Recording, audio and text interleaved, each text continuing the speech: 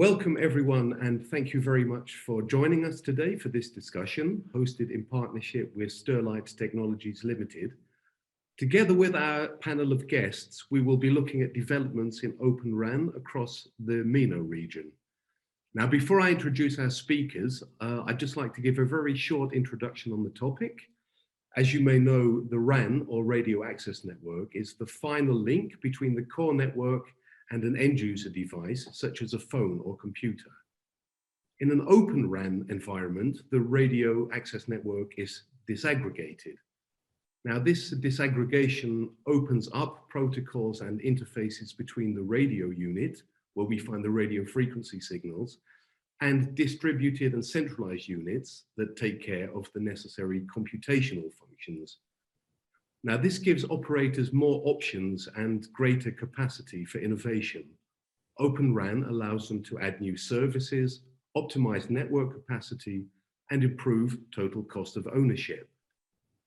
Across the MENA region, carriers are currently deploying OpenRAN to expand and modernize mobile networks.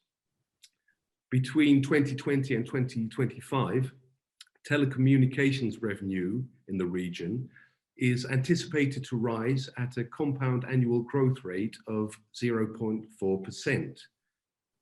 The 5 main Middle Eastern network operators have signed a memorandum of understanding in order to promote and implement OpenRAN technologies in future infrastructure deployments. This offers operators and telcos huge potential to promote innovation, cut costs, and to provide personalized services in response to changing client expectations. Today, we'll be speaking with 3 regional experts on the strategies and initiatives they're taking towards the adoption of OpenRAN solutions and the challenges that they are facing. So how will OpenRAN enhance their network's flexibility and efficiency? How will it make them more agile? How will it help them move away from proprietary radio hardware and possible vendor lock-in towards new virtualized and disaggregated platforms? How can OpenRAN solutions foster a diverse and secure ecosystem? Please allow me to introduce our panel of experts today. Dr. Ayman Nashar, VP and Head Technology Architecture, Research and Development with DO. Mohamed Marzooqi, Acting International CTIO, Etisalat Group, and Ankit Agarwal, Managing Director with STL. Now, I would like to put our very first question to Dr. Ayman. Can you tell us why it is becoming more and more important to embrace OpenRAN technologies in order to create an innovative telecom ecosystem? Great. So the RAN domain is the last piece in our network to be modernized. So we have started back in 2015 to virtualize our core network. As of today, we have close to 90% of the core network virtualized, and even we are moving from virtualization to cloudification and currently to native deployment on top of native cloud using Kubernetes and with microservices to evolve and to move from a very rigid software to a flexible software that will allow us to add more services, add more feature and more capability. So the RAN is the only piece in our network right now which is not evolved. We are still working on a single vendor who will be providing the end-to-end RAN.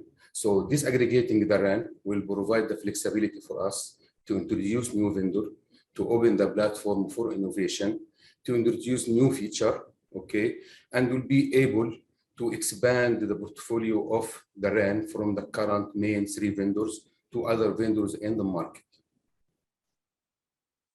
That's very clear. Maybe you could tell us a little bit more about how working with a single vendor limits the number of options that you may have from a technology and a commercial point of view.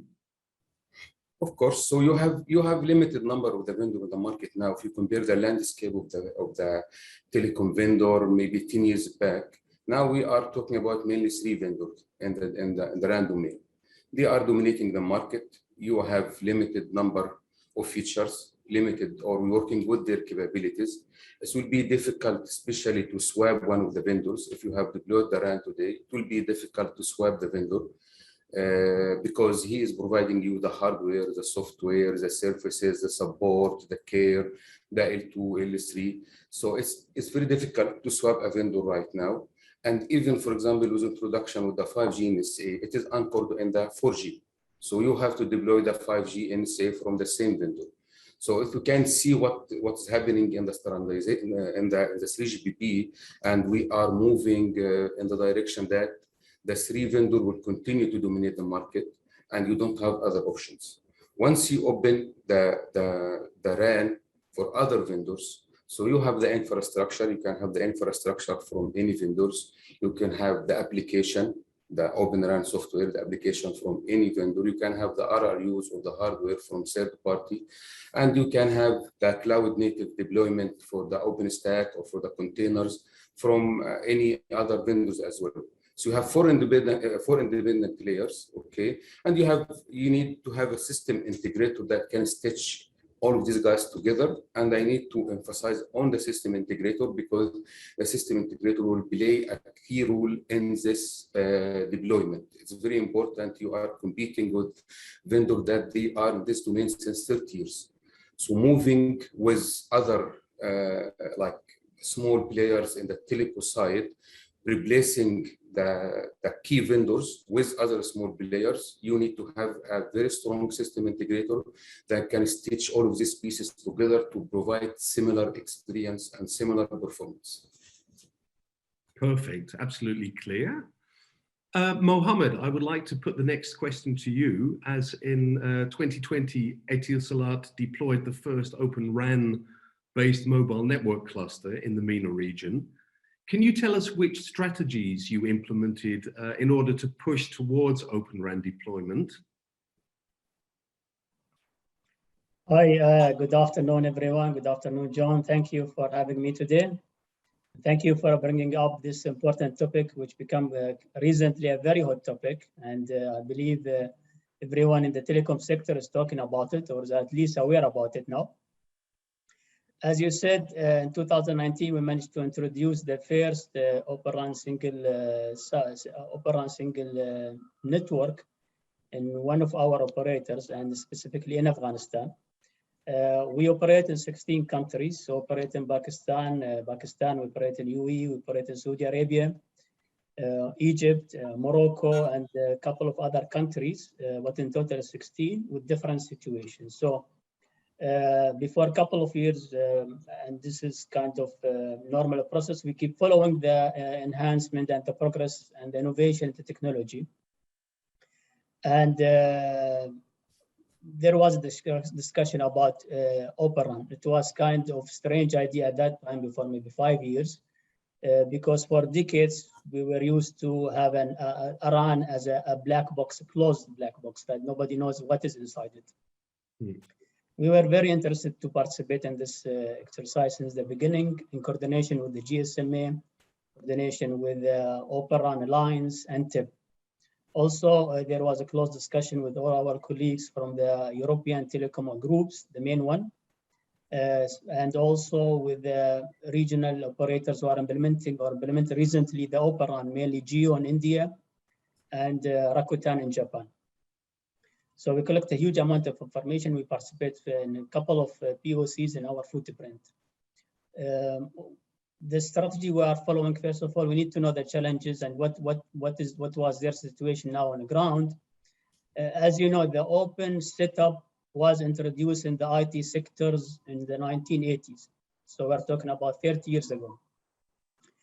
I will share with you a funny story. Before a couple of weeks, my son was 13 years old, was looking for a specific computer for online gaming. You know, all the teenagers those days are playing online gamings, and those computers need specific processing power and the storage. And we went for a couple of stores. We couldn't find the needed specification. So he said, I will do it. I will order the equipment online. I said, what do you mean by online? I said, I will order each individual element alone. So the CPU from a vendor, the hardware from the vendor, the motherboard from a vendor, and the software definitely is from other vendors. And within a couple of weeks, my son, who's only 13 years old, with no additional skills compared to any other kids in this age, managed to build his own laptop computer at home. So the question now, why we have thousands of experts of engineering in the telecom sectors. If you ask me, will you be able to build your own BTS? The answer will be no. And this is the dilemma that we are facing now, is that there is a 30 years of gap between the IT sector and the telecom sector. So what our strategy mainly is to close this gap. So this is what's going on. There is another also issue we are facing, what we call it a digital gap between the countries. And during the Corona period, we have all noticed that how important is to be ready for such kind of pandemic. And digital services was one of the tools used for supporting us, all of us, to work from home or study from home. However, unfortunately, some other countries were not so lucky. The digital infrastructure was not up to date. And the main reason for that was the cost. They don't have the needed fund or the investment to support upgrade their infrastructure in this field. So we were thinking about what can we do to reduce this kind of gap between the countries, especially we operate in different situation countries. We operate in UAE with very high ARPU. We operate also in Afghanistan, which is a war zone area with very low ARPU. So we have decided to take the OpenRAN opportunity and try to test it in the most complicated market in our footprint, to maybe the most complicated market in the world, which is Afghanistan. So the amount of experts to run this kind of technologies was almost zero. The amount of skilled staff are zero. The amount of needed investment was very low. The situation on the ground was very difficult. However, we managed with all those kind of challenges to build the first OpenRAN network in the region. So the message we would like to see that if Afghanistan and Etisalat managed to do and implement OpenRAN in this kind of markets with very low cost, I think it's doable, and other operator will be able to do it wherever was the condition of the markets. And the target at the end is to introduce latest technologies with the best price possible. Mm. That's a very interesting answer, and some very interesting points that you raise about standardization and open platforms in the world of telecoms compared to IT and the history there. Ankit, can I ask you how your own OpenRAN technology and solutions are helping operators innovate and making networks more agile and efficient? And perhaps also maybe comment on the importance of open platforms and standardization in that respect. Absolutely. So firstly, John, thank you for having STL as part of this discussion today. We're very proud to partner with Forbes in the Middle East to have this conversation. Clearly, as we are seeing from the comments of Dr. Nashar and Mr. Marzooqi, this is clearly a very, very important and hot topic, not only in the Middle East, but as we see it globally. Just stepping back onto your question of the importance of these open platforms, we still have about 3 billion people with either poor or no connectivity globally. And it's extremely important that, as we've seen also through the COVID period, that to provide connectivity to these people will be extremely important going forward as fast as possible. On the other side, you're continuing to see that the revenue of telecom operators from a traditional consumer play is starting to flatline, while the costs will continue to rise, especially in a 5G environment. We also see that operators will continue to need to invest in building out networks to connect fiber to the home, fiber to enterprise, and other applications. So when we look at all of these scenarios, we clearly believe that there is a tremendous need and opportunity to reduce the cost of deployment significantly. And as we clearly see, the last major area of cost synergies are probably on the radio access side. We believe that you're looking at these open platforms, anywhere between 25 to 30% of both capex and opex savings are possible and should be viable in the near term for operators to see those benefits. I very much appreciate this MOU that has been signed between the 5 Middle East network operators to commit to implementing OpenRAN. I think that's absolutely in the right manner, and learning from each other also, I think, will be very, very positive in terms of scaling this up. Coming to Sterlite Technologies, STL, we have been very, very focused on not only building these solutions from the ground up, we're also ensuring that we are active members of the ORAN Alliance and TIP in terms of contributing. In terms of our efforts, we have been basically looking at focusing on the radio unit in particular. So we've built our own macro cells, looking at dual band, tri-band. We've looked at indoor small cells, what we call Garuda. And we are also looking at a Wi-Fi 6 solution, so that all the elements of looking at the wireless are covered on the radio side. And as since given it is open platform, we are partnering with other players on the DU and CU to provide the complete solution to our telecom operators. At the same time, a very important element of the network will also be the RIC. And I think that's something that we are actively working and developing on. And it's kind of the next generation of SON. So we are looking at that very, very closely as how to create that very, very closely with some of our key customers and ensure that these solutions in terms of the RIC as well as the radio unit are meeting both the coverage as well as the latency requirements that a 5G network will ultimately require. Thank you very much. Very interesting. I'd like to go back to Dr. Ayman for a moment and address the topic of rural networks, because globally, every fiber and mobile network has the challenge of offering the same quality of service and the same coverage in rural areas as they would in urban areas. Do and other leading telecom operators working on accelerating OpenRAN.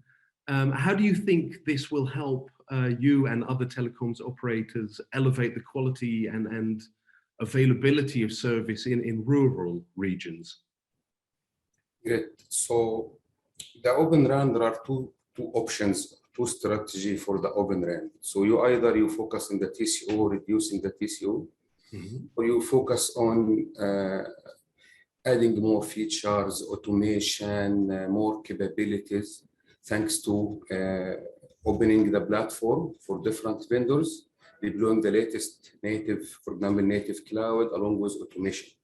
So the first approach for optimizing the TCO, and there is, by the way, there's some vendor from the OpenRAN, they are focusing on the TCO only. They need to optimize the TCO, they need to reduce the cost.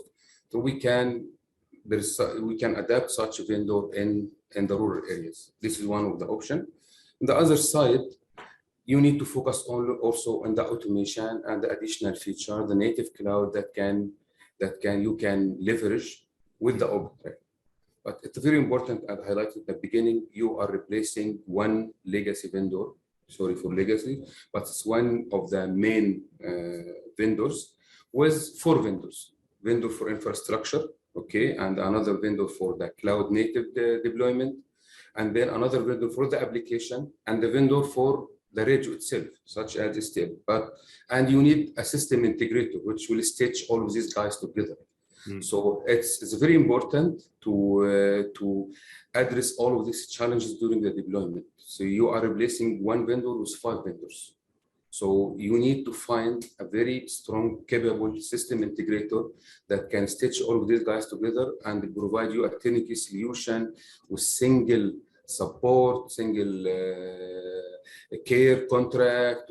So you need to have a single vendor, single interface with you during this deployment. Otherwise, it will be a mess in managing all of these guys during the deployment and even during the operation. That's a very good point that you raised there. So as a system becomes increasingly disaggregated, you do need some kind of central body to monitor and keep track of the deployment and operations and maintenance. Can you tell us a little bit about which initiatives you're taking to speed up this deployment and how the memorandum of understanding is playing into that? So we are running already currently now, like we are arranging for 2 POCs with different vendors from the OpenRAN domain. And we have participated along with Etisalat and other operators in the region in the MOU. Okay, and we are working with other partners such as Intel, okay, to build a lab for the OpenRAN. So we have, like, as you can say, three initiatives.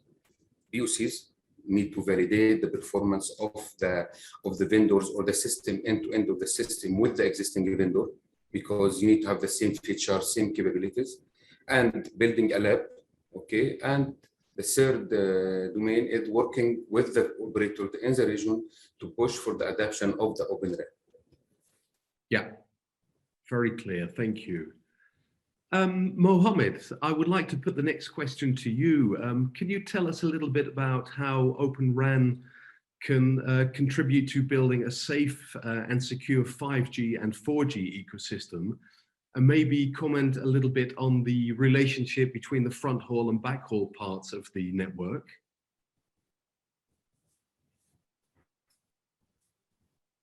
Okay, John, I think this is very important question. Back in 2019 and 20, when we ran an RFI and we invited more than 20 vendors to participate in this RFI on behalf of Etisalat Group, we noticed that there is a technical gap between the legacy vendor and the new OpenRAN vendors. And that was expected because of the amount that legacy vendors are spending in the R&D, the time in the market, the current relationship with the telecom operators. So that was expected that there will be around 2 to 3 years gap in terms of technology roadmap. However, what we need to ensure that there is no kind of any impact on the network security by itself, and moving toward an open stack setup will open the door widely for cyber attacks, for example, and the cyber risk. And this is very important topic. So what we are trying to do now is we have a couple of tests going on in different scenarios with different operators, different vendors, just to open those OpenRAN network that exists in our operators for attackers from all over the world. We are trying ourselves even to attack the system and check the cybersecurity setup, just to ensure that the security of our networks and our customer will not be impacted regardless who is there providing the telecom service. However, as we mentioned, the risk, it's not only about the cybersecurity risk. Also, what we have observed also is that what Dr. Ayman just mentioned is that the amount of players will be multiplied by 5 or 6 in the best situation. So it will be very difficult to identify the main reason for any failure, for example, or to identify kind of a single point of contact for a network upgrade or expansion or network operation or optimization. So this is also another risk that any operator would like to go for an OpenRAN setup, need to study it well and need to put a solution or a kind of setups or plans to mitigate this kind of risk. And there are a couple of solutions, but will be links on what is your final goal from this exercise at the end. There is another risk also we have observed that, as Dr. Ayman also mentioned, that before decades, there were around 20 telecom providers in the telecom sectors. And this number was reduced now to 5 or 6. So this is another risk. So what is our position and role as a telecom operator to ensure that we can mitigate and we have plans to reduce this kind of risk? So the decision was that we need to open the door open for maximum number of OpenRAN players, knowing that if like 20% from those players will manage to continue with us for the coming 5 years, that will be a great achievement, and we'll be able to increase the number of telecom providers from 4 or 5 now to at least 10. And this is what we are looking. So we are committed to this, regardless what is the impact of the cost now, but I think that this we will see the results within a couple of years. Perfect, thank you. So that's another very interesting point, that opening up a network requires a very different way of viewing security and would demand some different measures than a traditional legacy network. Ankit, I would like to put the next question to you. Every operator and telecoms company is facing the challenge of, on the one hand, keeping up with the demands of end users. Customers have continuously changing requirements with regard to the services that they buy from the operator or telecom provider. On the other hand, controlling capex is also extremely important, especially if revenues may be diminishing. Can you tell us a little bit about how OpenRAN solutions can help manage capex, but at the same time also introduce the type of services that end users are demanding? Yes, absolutely. So I think that's a very important question. The way we see it, if you look at some of the most recent research that points to between now and 2025, close to about $15 billion would be spent on OpenRAN based solutions. And it's also starting to move into a region where of total investment globally of about between 35 to $40 billion on the radio, about 15% of that will be based on OpenRAN by 2024-25. So similar to what Mohamed just said in terms of next 2 to 3 years, we do expect a significant portion of that moving towards the OpenRAN. As people start seeing this, it will start becoming more and more mainstream. And I would definitely echo what Dr. Ayman said in terms of very critical role of a system integrator to come in and ensure that all the various elements of the network are talking to each other and also ensuring the safety and security. So I think this is very much what is being panned out, and STL as well is actively looking and partnering with a variety of companies to ensure that the end-to-end solution is provided to customers in the Middle East. In terms of looking at the total capex, coming to your question, I think one of the big shifts that we're clearly seeing in a 5G environment is the build out of enterprise applications and also using private networks. I think that will be increasingly larger revenue pools for the telecom operators. So it's important for the operators to look at now a complete end-to-end network where we're clearly seeing that the core elements of the fiber optics will have to be built out in advance. We're seeing a variety of operators in the US, for example, Verizon, significantly operators like British Telecom in the UK, and others looking for almost carpet coverage of fiber optics so that they can then deploy the small cells and the macro cells at scale and ensure that you get that north of Gbps coverage on your mobiles or laptops, etc. So I think that's what's clearly the shift that's happening in terms of applications. I think we also touched on rural. I think that will be extremely important. It was very interesting to see in Europe, for example, even places like UK, Germany, and France are somewhere between 15 to 20% of coverage still in terms of fiber and high quality 4G and soon 5G. So there's a lot of work that needs to get built out. I think the operators will continue to see how to save on the capex, but equally, I would say importantly, and probably more importantly, on the opex, because very often on the radio networks, that's a larger component of the cost going forward. So I think this is something that where the OpenRAN will play very important. As I said, anywhere between 30, even maybe 35% of savings will be possible. Again, I think I'm very bullish that more and more partnerships and alliances will ensure that this actually comes to fruition. At the same time, I think the operators will have to be flexible. There will be more and more of these solutions which will have to be co-built both in lab and then in the field along with the telecom operators. And then all the operators using the ORAN Alliance and TIP to share their best practices and learnings, I think will enable this to get further accelerated. So we're very excited with the opportunity. Our current engagements also with the Even Star program of Facebook is very, very exciting, where we're working on a couple of the bands to build out RRUs for a variety of applications. And we're partnering very closely with Facebook, now that's called Meta, to provide end-to-end radio solutions with Facebook to operators around the world. Thank you very much. On the topic of capex and opex, I would like to ask Dr. Ayman for his thoughts about how you can sort of leverage cost efficiencies and infrastructure flexibility by deploying OpenRAN architecture, and you know, how do you see legacy investments in existing technology versus investing in new technologies?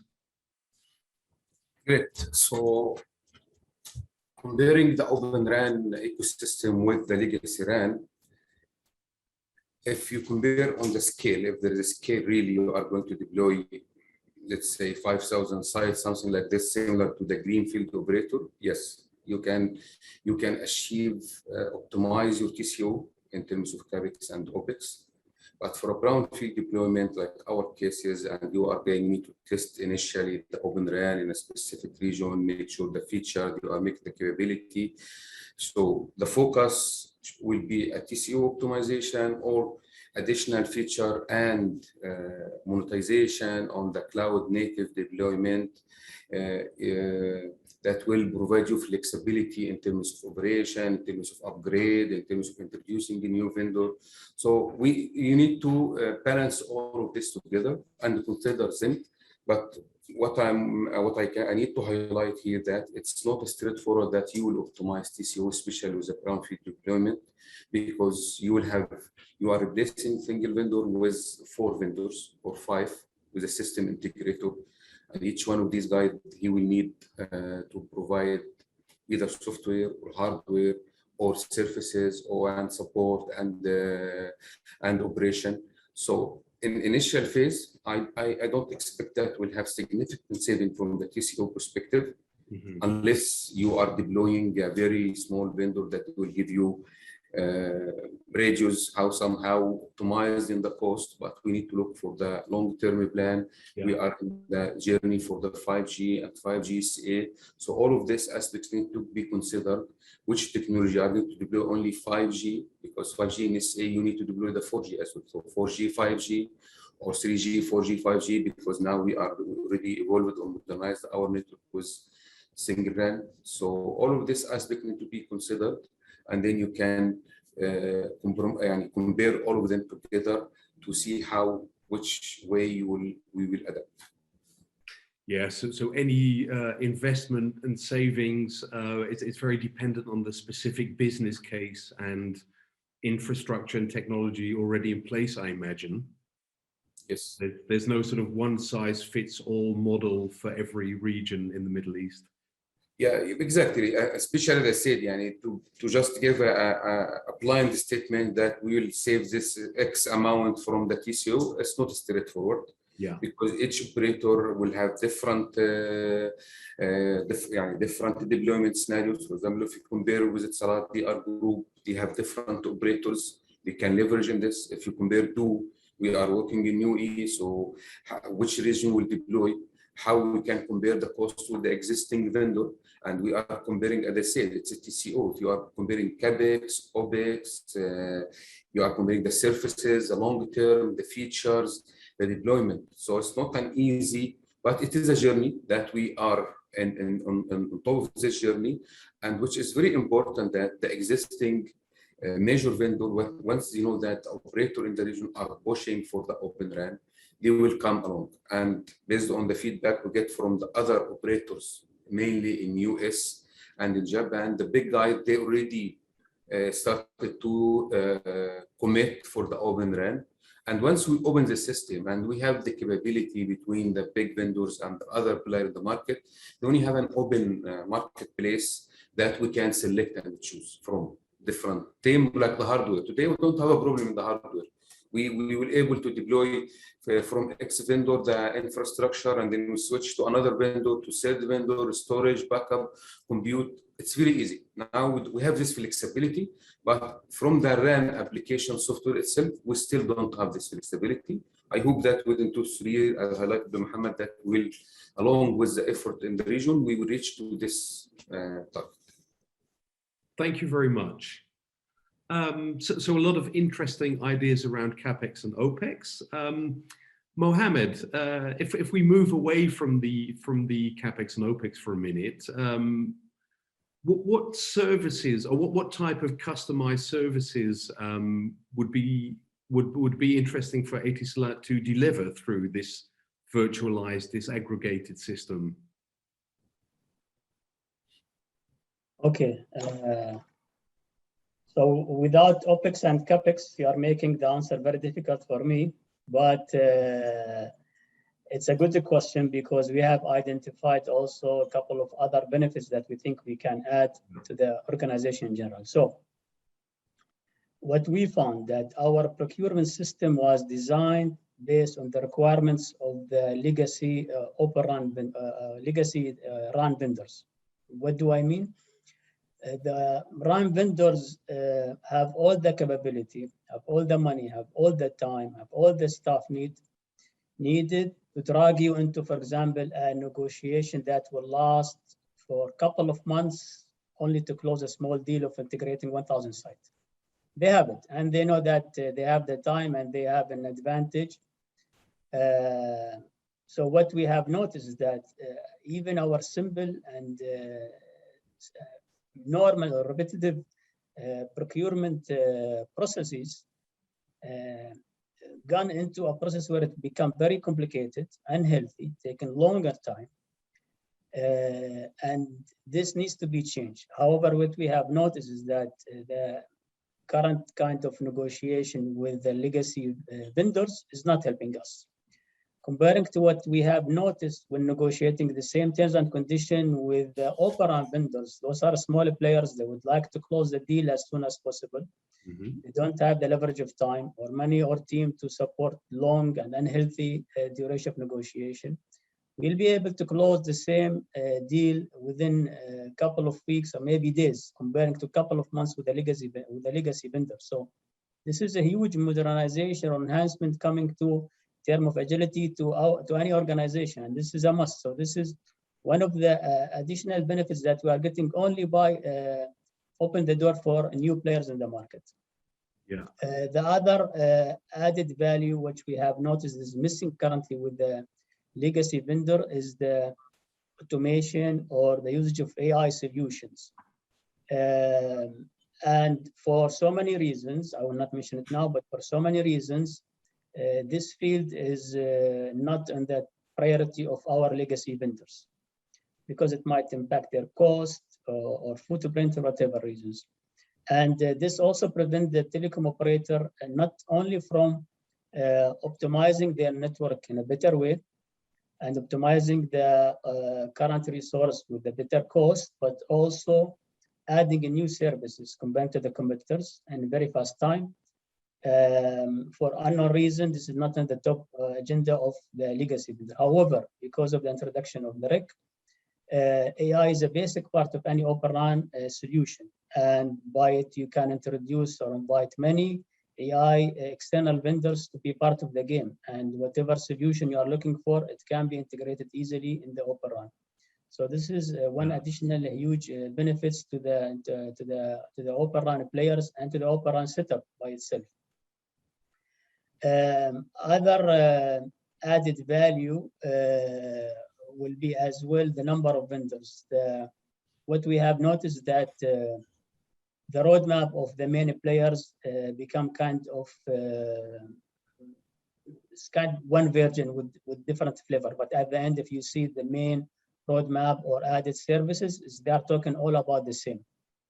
If you challenge anyone, they will reply back that it's not in the roadmap because they know that there is no other demand from other operators or other players to introduce it, so it's not in their agenda. So it was very difficult to push our requirements, specific requirements. Even we are a big group in the region, but it wasn't easy to push for a couple of our main requests to differentiate us from others. There is also another reason why I think the introduction of open vendor can help all the telecom operator. What we have noticed is that the legacy vendors, and because they are kind of there is a competition situation between them, they are spending billions of dollars in their R&D organization and setup.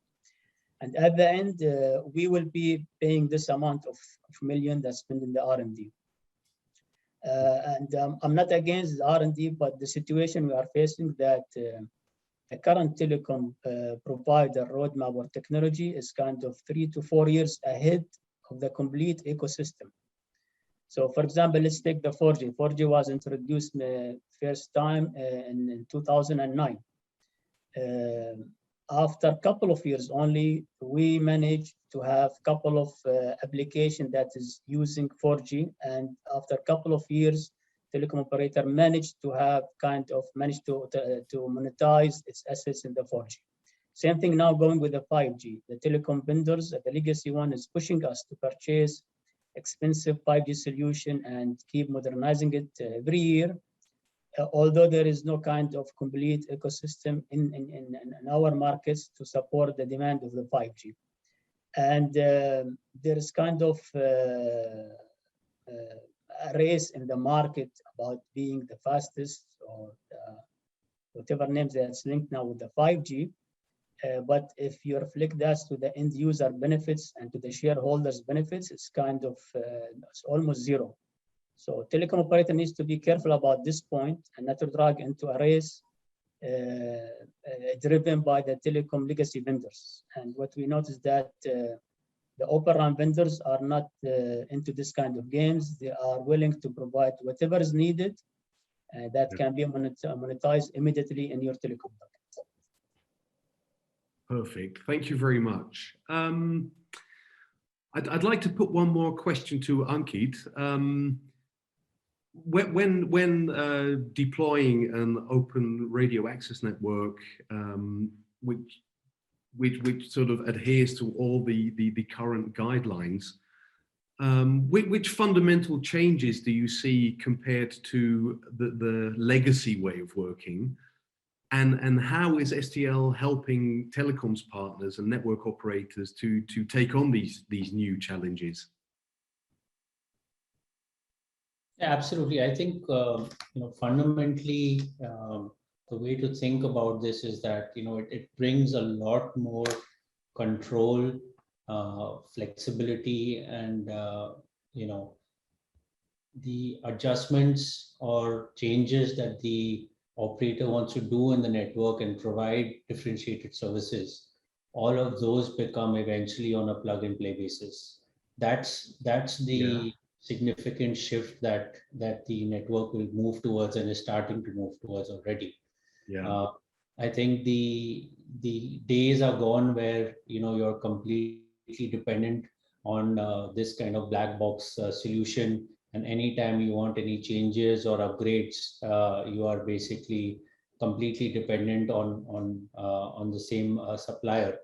So I think, yes, there is the comfort to the extent that you only have to deal with one person today or one company. But certainly we believe that as the OpenRAN system matures, which I do believe is maturing quite quickly, I do believe this flexibility and empowerment will be provided to the telecom operators, globally and especially in the Middle East region. Ultimately, it will enable multiple vendors to coexist. It will enable clearly a more competitive environment will be present, and ultimately through this competition, instead of 3 to 4 players, maybe 10 to 15 players will be present. And through that kind of healthy competition, the operators will get the benefit, because you will get to both get state-of-the-art technology as well as most cost-efficient way. What's also great is that as more and more of the intelligence moves on the software layer and the hardware becomes off the shelf, it will become increasingly interesting for players like STL. We with our home base in India, we have incredible resources of software which are available, and we can really use the power of that software to build these differentiated solutions. I think the last part I would touch on is our ability to be flexible and customize for the telecom operators, just like what was just mentioned by Mohamed, that for us, even one large group like Etisalat or even those operations would be so significant and would be a great case study for us that we would be more than willing to provide unique or customized solutions for the operators, and make sure that we, instead of having generic solutions, we can provide these customized solutions based on the use cases. So I think that's something that will be unique for the operators in a OpenRAN environment. And I think equally at the last, I would add that as the operators look to monetize not only on the retail side, but on the enterprise, providing solutions or low latency, ultra low latency on Industry 4.0. We're seeing a lot of, for example, port operations in Europe, including in the Netherlands, moving towards providing these kind of low latency. So these will be new revenue pools. I agree there's still some time and effort to bring this up to scale. But I think the operators that move quickly are able to identify these use cases will be the ones to benefit the most. Thank you very much. Very, very interesting yet again. Unfortunately, it looks like we've run out of time, so I'm afraid I'm going to have to wrap up our session for today. So I think we've learned that the disaggregation that comes with an OpenRAN is it contributes to agility and flexibility. It makes all kinds of new applications possible and differentiated services, which allows you all to keep up with the rapidly changing demands of an increasing group of end users. We've also discussed a number of capex and opex advantages and TCO. Of course, this approach does need everyone to rethink a lot of topics, from security and investment models to the relationship with suppliers, system integrators and operators. And there will be a change in the parties in the market working in this area. So I think we can conclude that there isn't one single best practice that would work across the whole region or worldwide, but everything very strongly depends on the specific business cases and technology roadmaps. So there is still a great deal to discuss. So hopefully we'll be able to do that on some occasion in the future. I would like to thank all of our panelists very much for sharing their views on the business and industry and these technology developments. And thank you to Forbes Middle East for organizing this panel today. And special thanks to Sterlite Technologies Limited for making this possible. And a big thank you for everyone that's joined us this afternoon. Thank you. Thank you. Thank you very much.